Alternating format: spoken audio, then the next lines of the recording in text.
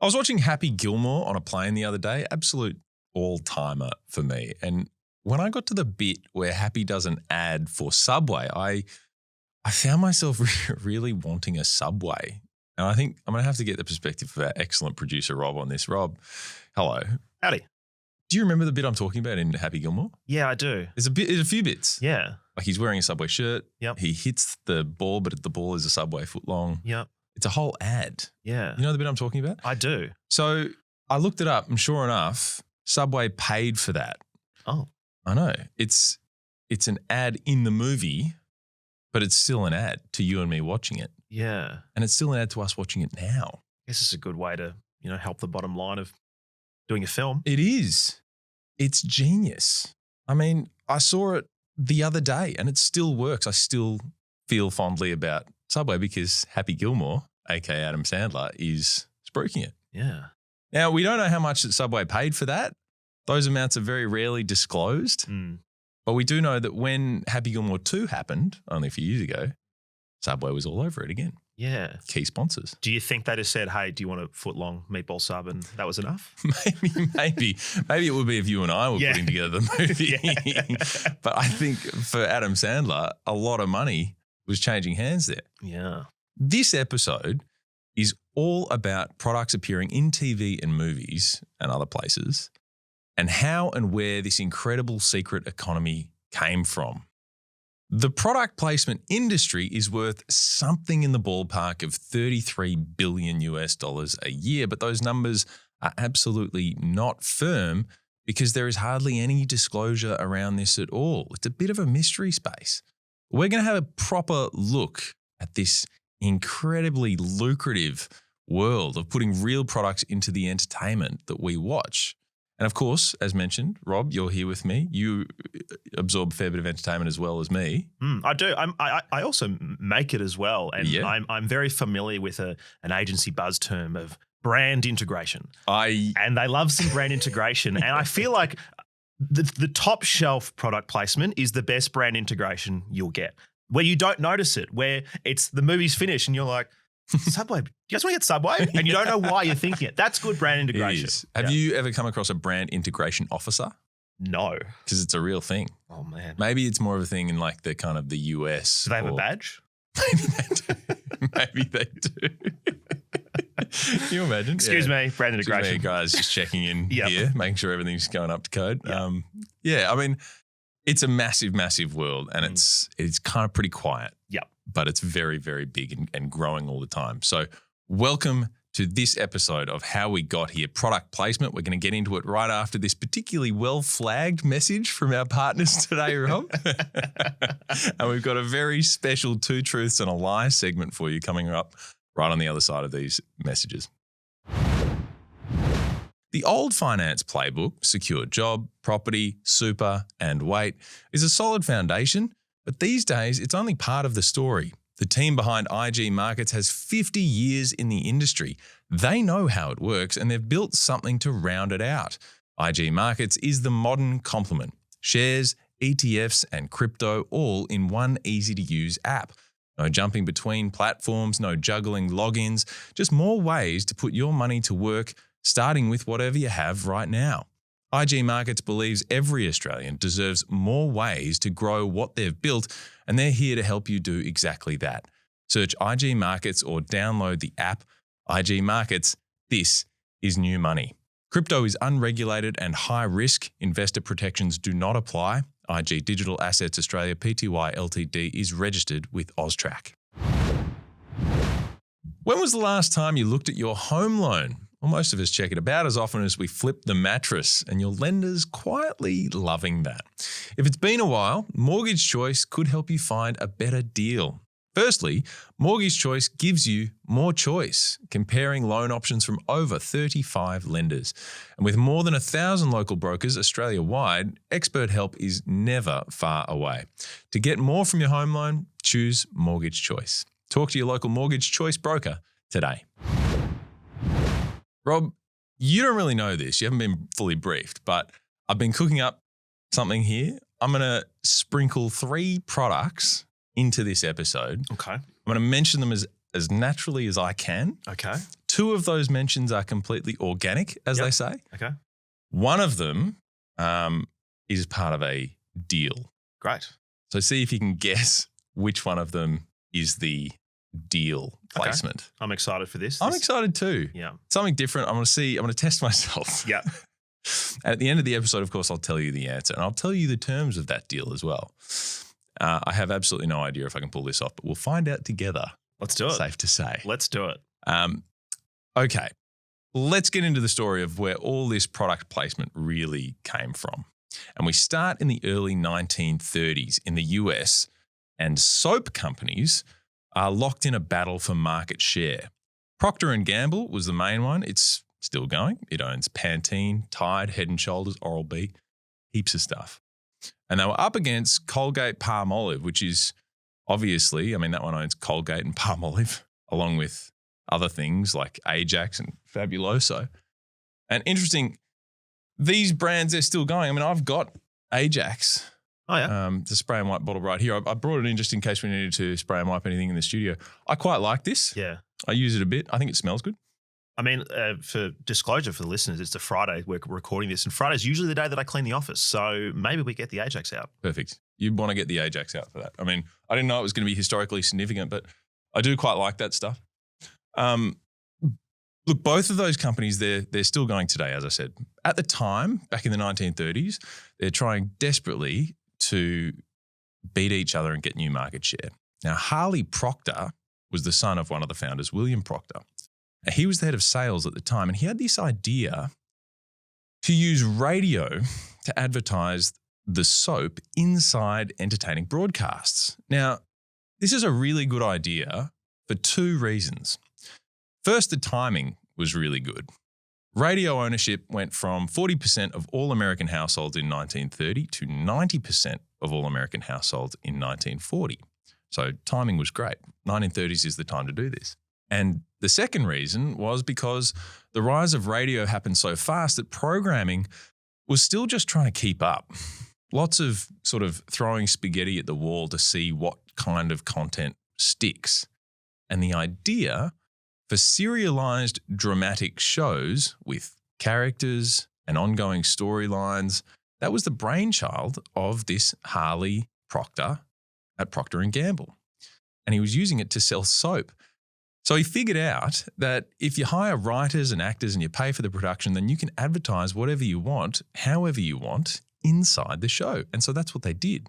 Then Colgate-Palmolive did the same thing, and all of a sudden you've got really popular scripted radio shows that are being produced by soap companies. And Rob, hence the name soap operas. I didn't know that was why they were called soap operas. Neither did I. That's news to me. Isn't it? Yeah. It's fascinating. And that name stuck in the 1930s, and it's still the reason now. Just because of the advertisers that created the whole thing. It's insane.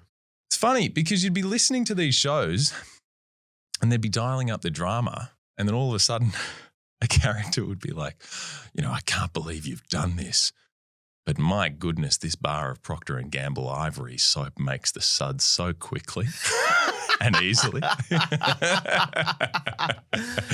I'm so glad I brought this soap from Procter & Gamble. Not subtle at all. No, but this is in there like 3, 5, 10 times a day. And it really works well. They were repeatedly slipping the brands of soap and cleaners into the living rooms and kitchens all over the US every single day, which is just perfect idea and well executed. So then when TV arrives years later in the 1950s, the model just adapts and improves because now you can show the products that you're trying to sell. It works even better and more companies get involved naturally. And that's just the way it stays. Soap operas have always been ground zero for product placement. And here's one example from Days of Our Lives, which is a long-running soap opera in the US, quite a bit later. This is 2012, but the structure of the placement is exactly the same as it always has been. Rob, can we have a look at this? Oh, except for these bad boys. Ooh, Cheerios. Rebel at this hour. Hey now. It's not just How good is that? breakfast. Besides, I got a big bio. If it's safe to do so, have a look if you can pull up the video here, because we're just looking at a box of Cheerios, just the hero of the whole scene. It's unreal. It's not subtle. It's not subtle at all. Soap operas are kind of easy in a way. There's new episodes every day. That means that there's lots of opportunities to work in products and storylines that help them look good. Movies, they're trickier because it's a one-off story and it only goes for a little while. The stars are bigger, the budgets are bigger, and so the cost of getting your product in there is naturally bigger too. But there's a starting point for movies as well, and it's widely thought to be the film The African Queen, 1951. It's got Humphrey Bogart, Katharine Hepburn. Now, it's shot in the Congo and Uganda, and apparently most of the cast and crew actually went down with dysentery from drinking contaminated water, including Hepburn. Actually, just on that, a quick aside. Humphrey Bogart later said that he and director John Huston didn't get sick because they ate only baked beans and canned asparagus and only drank whiskey. Quote from Bogart, "Whenever a fly bit Houston or me, it dropped dead." They would have stunk. Can you imagine the smell? They would have stank. Can you imagine the smell? Baked beans and asparagus and whiskey. And whiskey. For weeks. Oh. Foul. Just incredible. Not many showers, I would have thought either. No. It's tough. So that's movies at their toughest, I would have thought. Unreal. Anyway, for those who haven't seen the movie, there's this scene where Katharine Hepburn's character finds a case of gin and she dumps it overboard and she's taking a bit of a stand. Now, the gin was Gordon's gin and Gordon's paid for it to be there. And Rob, that's probably the first recorded product placement in Hollywood. Do you think it was a success? Yeah, I think it was. I don't think it hurt one bit. Gordon's gin sales went through the roof in the US in the 1950s, but, you know, was it all down to this? Probably a bit hard to say. And that's a bit of a theme here because Gordon's, it had been teaming up with Schweppes. It had been marketing gin cocktails. And look, it put the gin in the hands of Katharine Hepburn in this movie, and that would have helped too, but it was an untested space, so they couldn't exactly measure the success. Over the next 2 or 3 decades, this sort of thing builds and grows, and over time, we ended up with basically 3 distinct types of product placement in TV and movies. Now, the first type is completely organic. A director decides that, let's say, a can of Coke looks right in the scene, and so he uses one and nobody pays. You've probably seen this sort of thing, Rob? Yeah, I think a good example for this is anyone who's seen Shaun of the Dead or Hot Fuzz. Yeah, love those movies. The Cornetto features in those films. No money was exchanged. I think they just liked Cornettos. I think Edgar Wright was like, I like Cornettos. Really? And they had them in there. And particularly in Hot Fuzz, you've got some famous scenes of the police sitting there in their car watching things play out and he's just eating a Cornetto. Yeah. They, if I'm not mistaken, I think they called that trilogy like the Cornetto trilogy or something. Yeah. God, that's incredible placement for free. Yeah. Well, there you go. That is organic. There you go. The second type is a trade. Now, the production team might need 50 cases of Coke in exchange for screen time, and so it just gets it from Coke and they just give it. That one to me is a little bit lame. It's a bit of a kind of a student film vibe. You know, we'll put you in a movie if you give us the stuff for free. Fine, whatever. And the third type is the actual money changing hands. Brands get a say here in the context and the appearance of the product. Writers are then given the task of turning it all into something that works in the script. And all the way through, there was one industry that made the most of all 3 types of product placement: cigarette companies. It was prolific.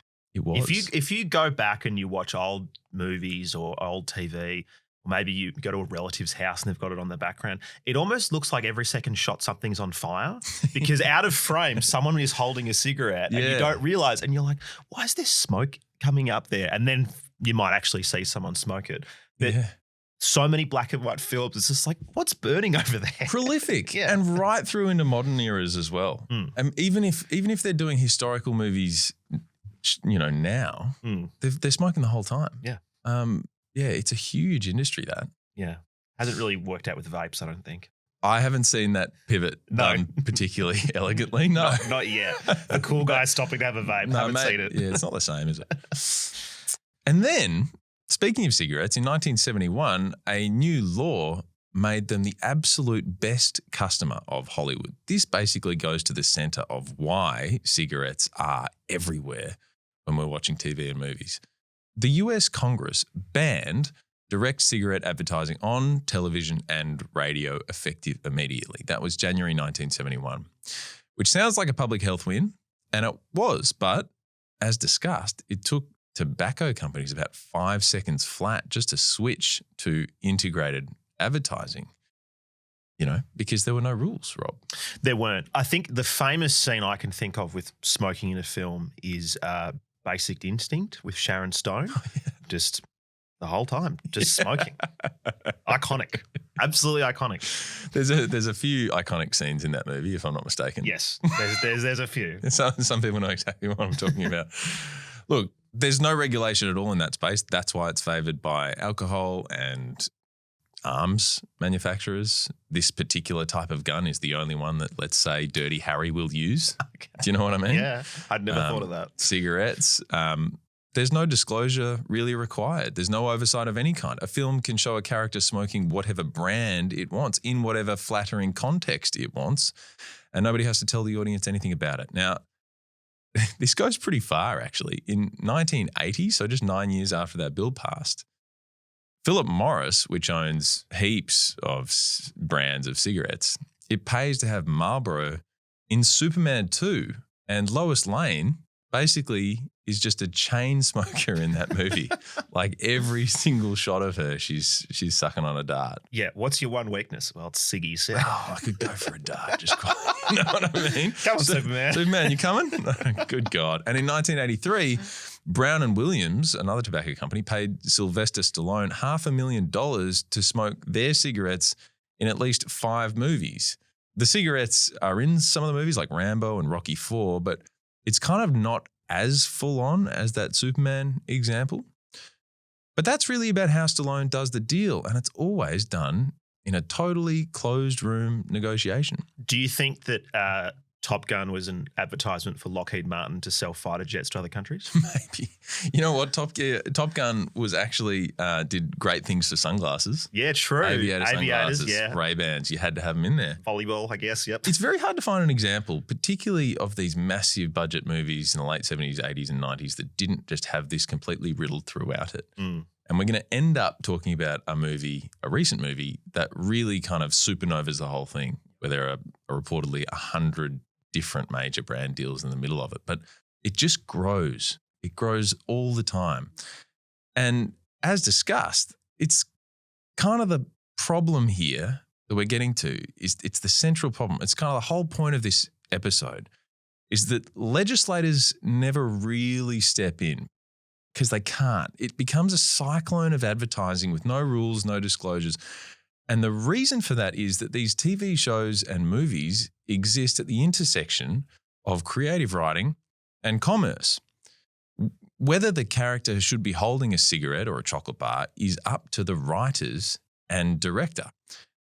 And if money changes hands, does that support an existing decision or does it create a problem? I mean, if an actor is meant to be eating a chocolate bar for the scene, and that was worked out ages ago, then getting a manufacturer to pay to put their chocolate bar in, I mean, that's sort of fine, I think, isn't it? Yeah. Here's a question of personal preference. If you're watching a movie that is trying to be realistic and there's realism to it, would you prefer to see a chocolate bar that you recognise, or would you prefer to see, fake chocolate bar label?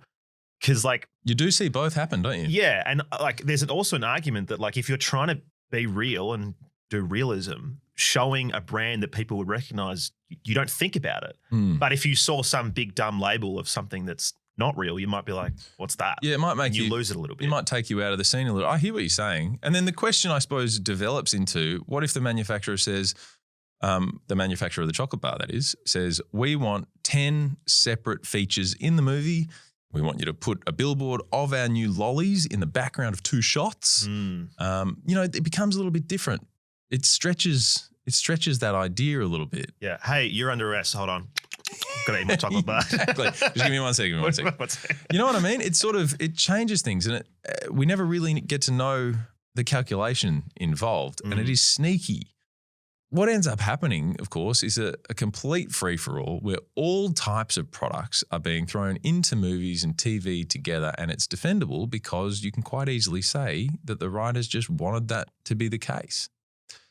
Now, one of the guys who helped figure out exactly how to extract big checks from big companies, Steven Spielberg. He really, really knew his way around this stuff. And there's a great story that punctuates it perfectly.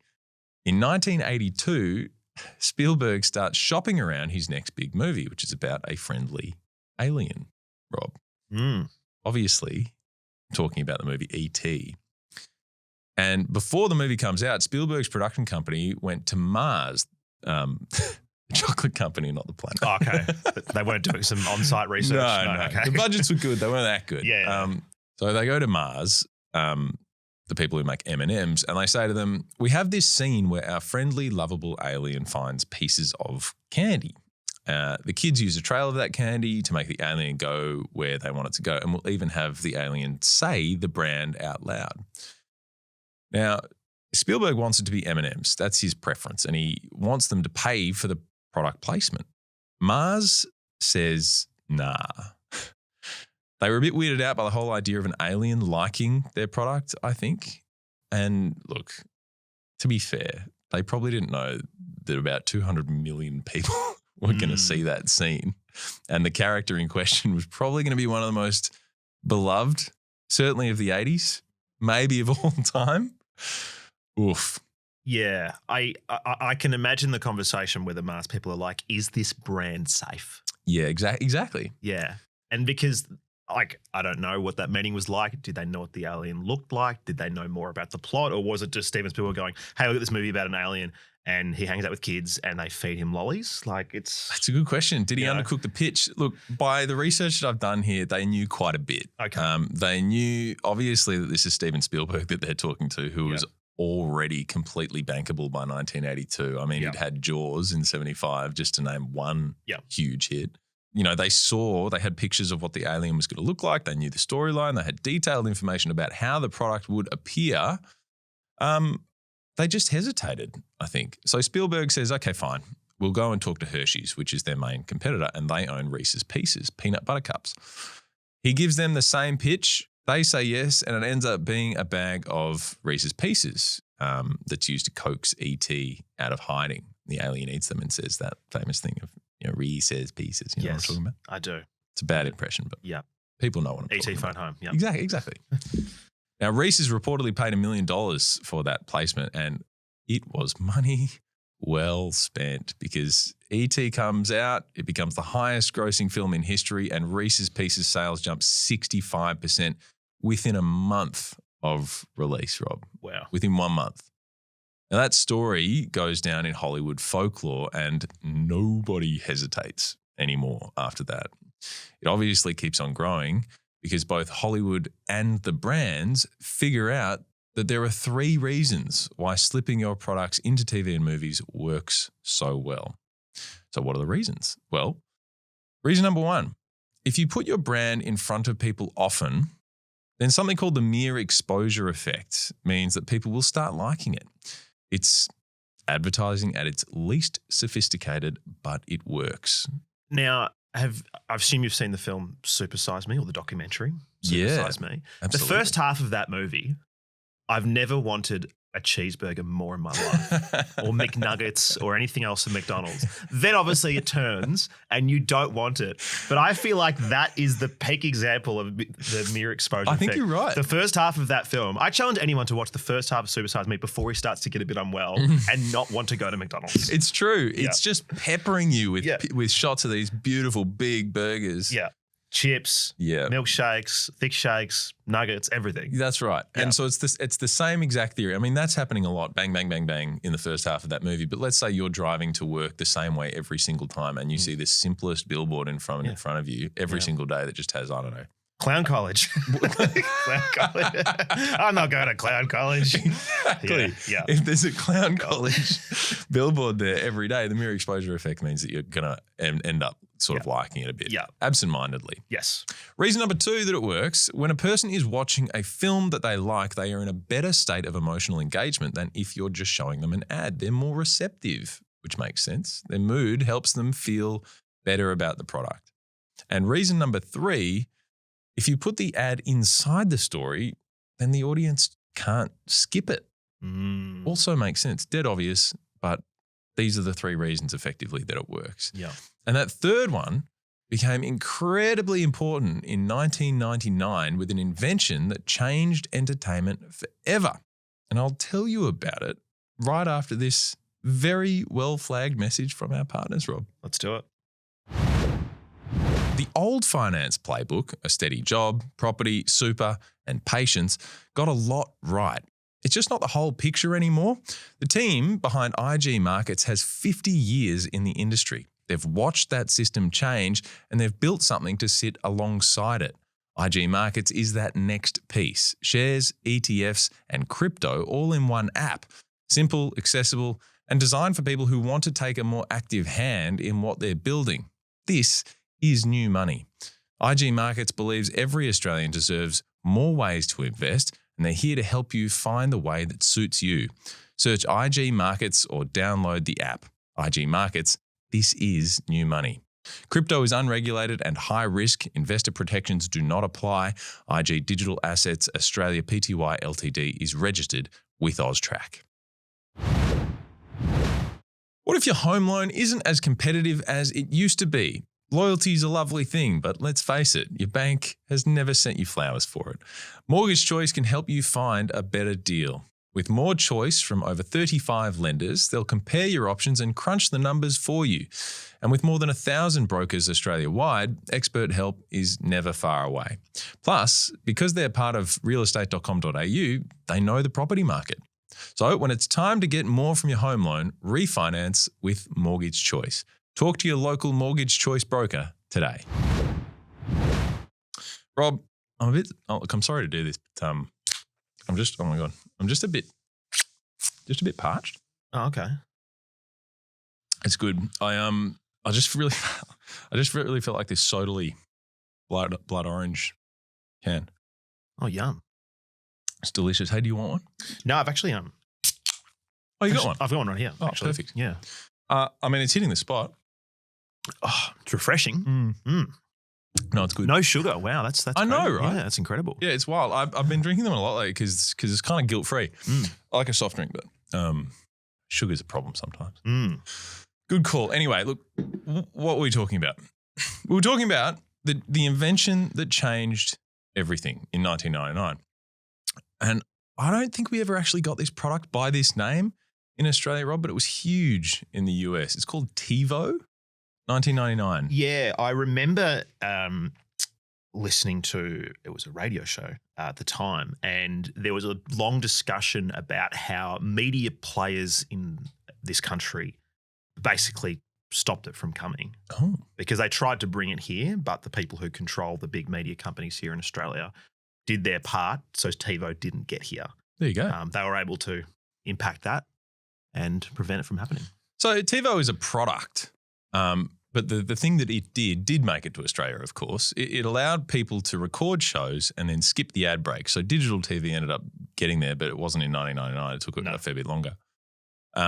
It made putting your ads into actual ad breaks less valuable because you could skip them.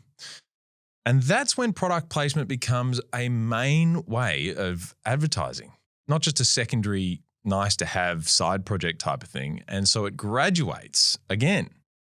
So it becomes quite big, quite fast.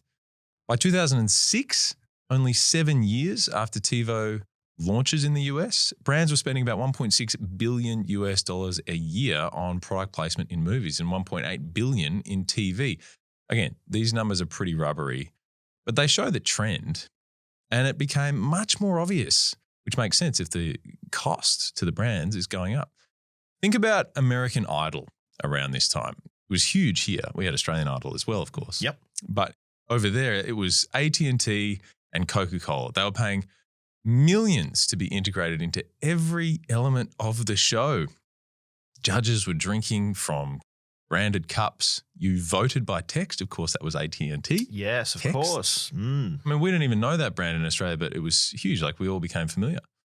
All of a sudden, integrated branding officer is a really important job at all these big companies. And a quick search on LinkedIn, Rob, will show that there's plenty of integrated branding officer jobs around. Mm. This is a huge part of the workforce now. Got to get that brand integration. You do. Mm. You need somebody to take care of it for you.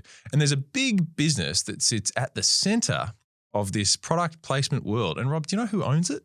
Nope. Who owns it? Bill Gates. Bill. Welcome to the show, Bill. Oh, long time. I know. It's called Ben Labs, and Ben stands for Branded Entertainment Network. And Bill Gates acquired it a few years ago. Now, it handled things like the Dunkin' Donuts placement in House of Cards. It handled GM, the car, in Barbie, Tin Cup Whiskey and Jessica Jones, Jose Cuervo and Fuller House.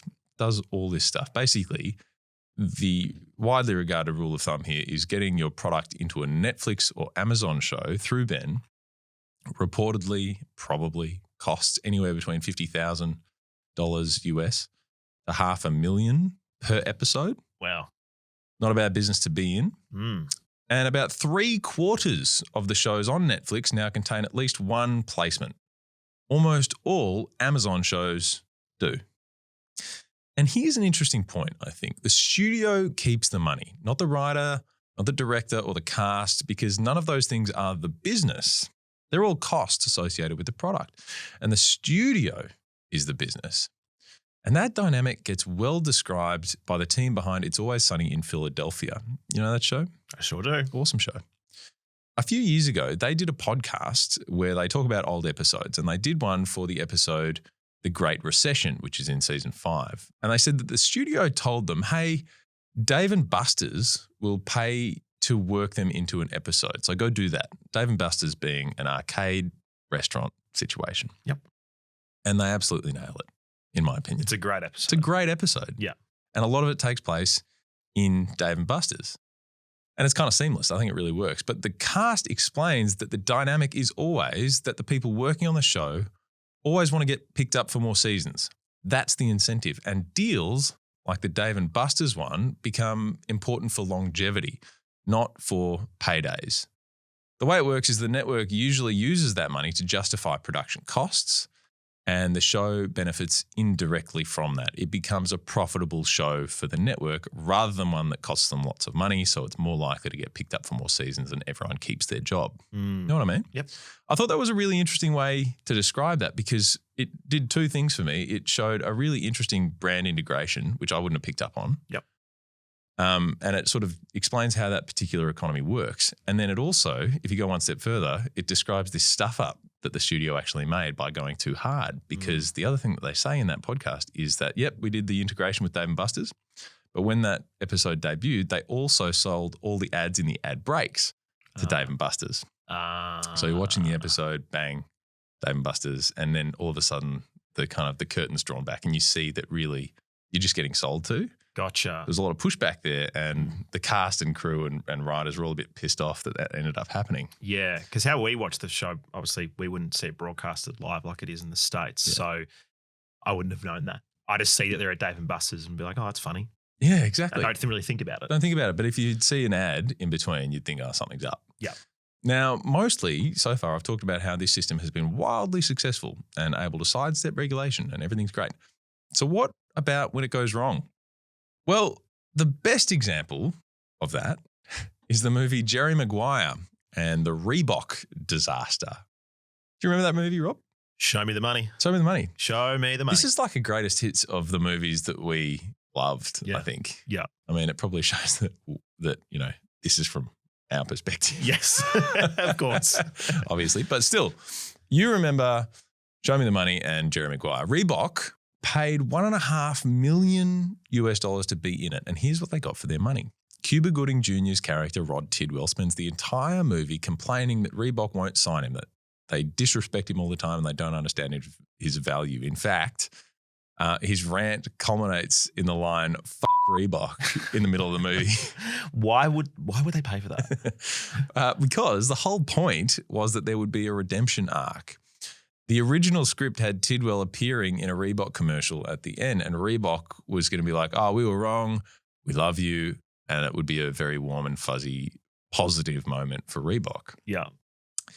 But the director, Cameron Crowe, just cut all that out. He just said, "No, I don't like it anymore." Yeah, I was going to say, I don't remember that scene. I don't remember it either. So the movie ended up going out as just a whole lot of bagging Reebok with no redemption. Wow. But they pocketed $1.5 million, which is hilarious, really. And obviously Reebok was going to be furious. And obviously they were going to sue, which they did. Yeah. They tried to sue TriStar Pictures for $10 million. Pretty open and shut kind of case. Absolutely. Yeah, total breach of contract. I mean, hard to argue. The case gets settled out of court and we don't know exactly how much money, but here's what we do know. If you watch Jerry Maguire today on maybe TV or streaming, the fake Reebok commercial is quite often back in the end of the film. And that was almost certainly part of the settlement. And good on them in a way for fighting because you can't do that. Yeah. Everyone, I mean, sure, you can do whatever you want from a creative perspective, but, you probably should give them money back if you're going to do that. Yeah. Yeah. The lessons that everyone learns here become be specific, put it in a contract, guarantee the screen time, guarantee the edit, hire someone to watch the cut before it goes out. And as a result, everything is now arranged down to the second and lighting and character and all that sort of stuff. Like, for example, Rob, I'm wearing this excellent advertising tee from Cool Shirts, right? Now, they might say that I need to wear it as my outermost garment and that the graphics need to be visible, unobstructed, legible to viewers. Yep. But of course, this is an audio podcast too, so I might need to cover the essential talking points like the quality of the fabric is very, very high. And that Cool Shirts sells lots of great stuff too, like jumpers and hats and jewelry. I mean, I could even have a call to action, I guess, that you could click the link in bio, hypothetically. I've got mine on. Oh, you've got yours on too? Yeah, it's great. Is it good? It's very comfortable. Yeah, you like It's lovely. That's the microplastics tee. Yeah, it's the microplastics. I do love microplastics. That's available for purchase. Yeah, it is. It's lovely. Yeah, no, it's terrific. I think it looks good too. It's a flattering fit, if I may. All that's just hypothetically. Now, but so in the last few years, this has become an exact science and the scales are being tipped, I think it's fair to say. All of a sudden, you've got ads that appear as movies. One of the things about all business systems is if they exist in the economy for long enough, they become monsters. People work out how to really ramp them up. It's actually becoming a key thread in this series of ours, like this is why we can't have nice things. Rob, do you remember the Barbie movie? Sure do. Hard to have missed it, right? Yeah. 2023. Huge movie. Did you watch it? I did. It was good. I thought it was okay. Yeah. I mean, it got a lot of hype. I might not have been the target demographic. Yeah, I mean, but it was enjoyable. It was enjoyable. And entertaining. Yeah. Kind of held your attention. Look, even at the time, it was more about the advertising campaign than the movie. It was spectacular. Warner Brothers paid Mattel somewhere between $25 million and $50 million for the rights to make the Barbie film, which is incredible because it ended up being a full commercial for the toy company that was getting paid for the rights. And on top of that, they sold over 100 other brand partnerships, Tag, watches, Primark, Burger King, Airbnb, General Motors. Meanwhile, Mattel's CEO described his strategy in public to journalists as transforming Mattel from a toy manufacturing company making items to an IP company managing franchises. He said that out loud. It was his whole thing. And that is now the business. Mattel has 45 movies or thereabouts in various states of development. 13 are officially announced. We're talking Barney the Dinosaur, Hot Wheels. Apparently there's an Uno card game movie in the works. I know. I don't know how you figure that. Does it is the ending someone putting down a drawer for, and then the other person getting really angry at them. That's right. Flipping the table. Yeah. Reverse. Yeah. How dare you? How dare you? Whole family's in an argument now. Yeah. But the Barbie thing worked so well. This is now the new direction for toys, movies. Not to mention the Toy Story franchise, which went the other direction. Movie first, sell the toys after the fact. But, you know, we'll give them a pass because we all love Toy Story. Yep. No sure shade. Yep. But let's look at the numbers. The production budget for the Barbie movie was about $145 million US. The marketing budget of the movie was reportedly about $150 million US. So it was more. So they're close to $300 million in costs. Now, the movie made about $1 billion at the box office within the first 3 weeks. Incredible. So the marketing worked. Incredible. Obviously. Yeah. Incredible. The simple system works just fine. You pay a lot of money to make the movie, you pay a lot of money to market it, and then you make your money back at the box office. But the more complex secondary product placement system added many more millions to the bottom line. We don't know exactly how much or exactly the value that it created for the brands back the other direction who are paying for those placements. That stays private, but we know that it worked. What we also know is how people perceive all this. And it's actually surprisingly positive. Here's the point, I think, of the whole episode. 52% of Americans think product placement is an effective way of advertising. Only 14% think it's ineffective. 44% say they have taken some action after seeing a brand in an entertainment context. Searched for it online, visited the website, considered buying it. And 10% say that they've actually purchased something as a result. And remember, if you're reaching 50 or 100 million people, 10% is a lot. Sure is. It's an enormous number. And of course, the other thing to say about this is that that's what people think they're doing. And the whole point of this type of advertising is that it's subliminal. So those numbers are probably a bit low. This whole world of product placement is still dominated by the stories that I've told today, like E.T., cigarettes, Jerry McGuire, from decades ago, back when this system was still being worked out. The thing is, it's matured now. It's fully industrialized and it's moving into new places like virtual placement, using technology to retroactively insert products into existing footage. You know, a show made in 2010 can now have a 2026 brand dropped into the background of a scene, which you'd probably never know, certainly not if you're watching it for the first time. I mean, it's already happening, I think it's safe to say, Rob. I mean, I suppose the question is, how would you feel about that? Look, I don't mind. Like I've thought about this a bit, you know, researching this episode and then doing it today. Being somewhat myself in the entertainment industry, not obviously at the scale of making Hollywood movies, like if there's a way to get things made and it means that you have to do a little bit of corporatization, I think it's okay. I think it's okay if it means that we can see more movies and TV shows that we like. The thing though is that there's probably a few genres of stuff that kind of, it doesn't really happen. You know, I enjoy a good, you know, medieval TV show like a Game of Thrones or a sci-fi film. And like, you're not going to see, you know, King Arthur pull out a can of Coke. So those sort of things aren't possible, but stuff that is more set in, you know, modern times and reality, it's like, well, this is often how you get stuff made these days. That's a good like, point. You kind of have to fit it in. And look, if it means that people can make good TV shows, good movies, and they have to put a can of something in the background or a chocolate bar, I think that's a good thing. It's a fair commercial argument to make. Yeah. When you said the medieval thing, you know what came to my mind though? The coffee cup in Game of Thrones. Yeah. Whether there was a coffee cup just sitting in the back. Not even. Like, you know what actually came to my mind? Do you remember the movie A Knight's Tale with Heath Ledger? Yeah, I love that When movie. he gets his new suit of armor made Yeah. and there's a Nike swoosh on it. That's right. Isn't that incredible? I forgot about that. Like yeah. we'll sneak that in. No one will know. Yeah. Yeah, but I think the real question here is how you feel about it. Look, this is probably going to sound like a pretty lame thing to say, but from an artistic perspective. So I gave the Happy Gilmore example earlier. That's probably not what you would consider to be high art in the filmmaking business. No.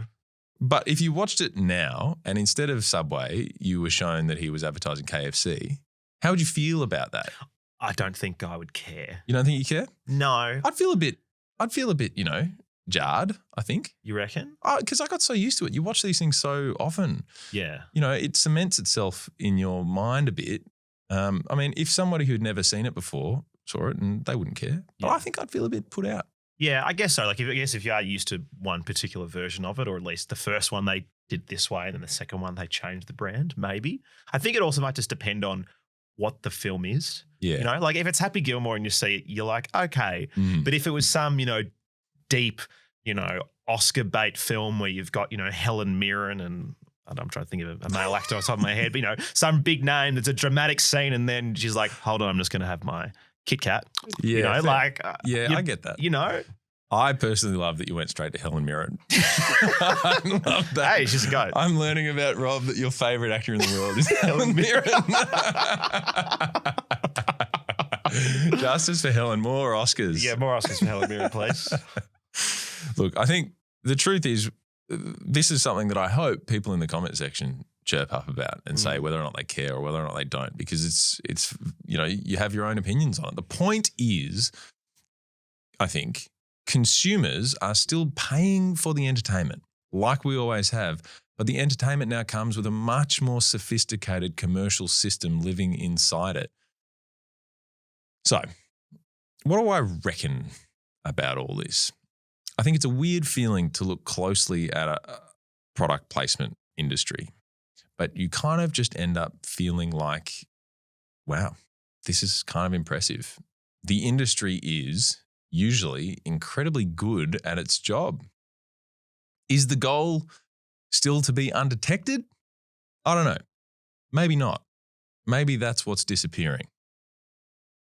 But it does an incredible job, you have to say, and it is growing incredibly quickly still. Sure is. To this day. Sure is. Okay. Now, 3 products were natively placed in this episode. Chris just did air quotes for people listening. Yeah, I did air quotes. I put them up there because I don't know how native the placement was. Yeah. If I'm self-critiquing, it was a bit clunky. Yeah. I think we did okay. Oh, thanks, man. 2 were not paid. 1 was, in a way, paid. I'll get to that in a second. I talked about Ajax Spray and Wipe, owned by Colgate Palmolive. Brought it up. I said it smelled really nice, which it does. I think not in a nice way, but nice for what it is. Cleaning product, nice. Yeah, exactly. I drank a Sodally, no sugar. Had a little bit more then. And I wore this very fetching Cool Shirts t-shirt to illustrate the point. Rob, thoughts?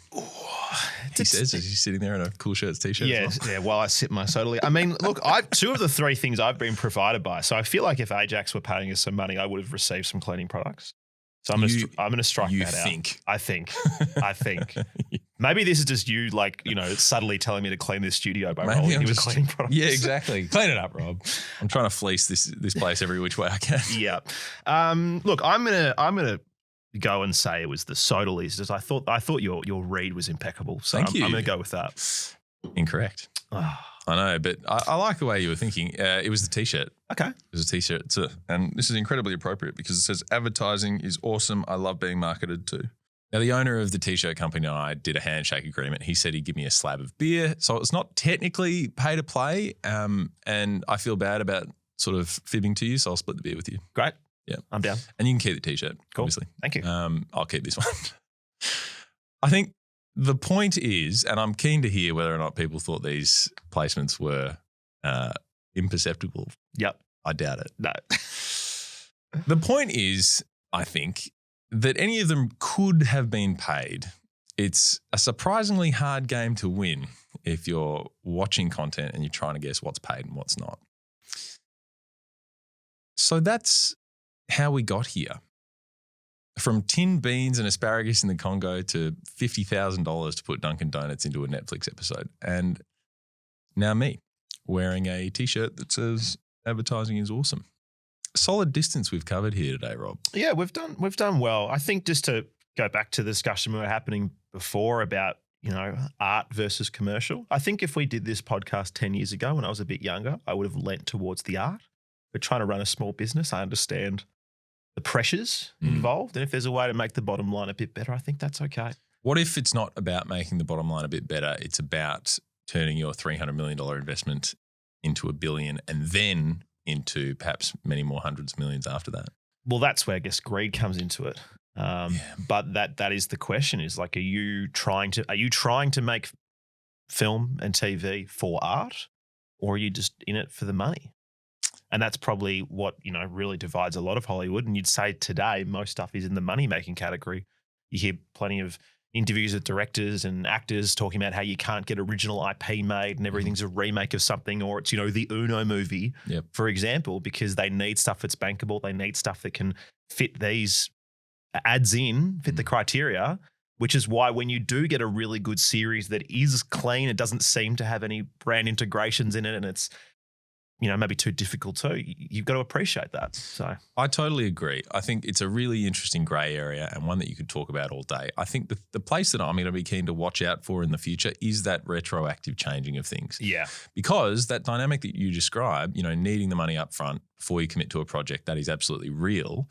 But people still appreciate old content. And I know that on the major streaming platforms, catalogue content or old content is still really important. So I'm going to be fascinated to see over time whether or not things change retroactively and whether or not that becomes a big part of those businesses. Because I think that's where it becomes a little bit more fraught, changing things that already exist. Yeah. I think if you're going back and watching an old film and Humphrey Bogart has a vape, we've crossed the line. Yeah. I mean, but not even that. Like, things that could have been in that deal, but they just weren't. Like it was a Happy Gilmore did the deal with Subway, could have been any number of businesses. And then if they revisit that, if Adam Sandler's production company revisits it and says, hey, no, we're open for business. Let's cut a deal. We didn't do the deal then. We can do the deal now. Yeah. I think that's a really interesting one. Yeah, it is. Open to your thoughts in the comments as always. But thank you very much. I'm Chris Kohler. Thank you for listening as always. Rob, thank you for your time and input. Happy to be here. Next time on How We Got Here, buying your video game character expensive clothes and that whole universe. Fun. Thank you very much for listening. See you next time. Mars said no. Hershey's said yes. One decision, one movie. And Reese's Pieces went from an afterthought to a cultural icon because someone saw the opportunity and seized it. For Australians who know there's more to investing than waiting and hoping, IG Markets gives you access to those opportunities. Shares, ETFs, and crypto all in one app, backed by 50 years of industry experience built for what comes next. The opportunities are out there in Australia and abroad. IG Markets helps you find them and take them. It's investing that doesn't need a 20% deposit, doesn't need you to wait 30 years, and starts with whatever you have. Search IG Markets or download the app from your app store to get started today. IG Markets, this is new money. Crypto is unregulated and high risk. Share trading services by IG Australia Pty Ltd AFSL 515106. Crypto services by IG Digital Assets Australia Pty Ltd. Looking to buy your first home? With the latest federal budget putting first home buyers firmly in focus, now's the perfect time to explore your options with your local Mortgage Choice broker. For over 30 years, Mortgage Choice brokers have been helping Aussies find the right home loan. They give you more choice, comparing options from over 35 lenders, and they'll do more of the heavy lifting, comparing lenders, crunching the numbers, and finding the right fit for your situation. Get more expertise on your side. Choose more with Mortgage Choice. Talk to your local Mortgage Choice broker today.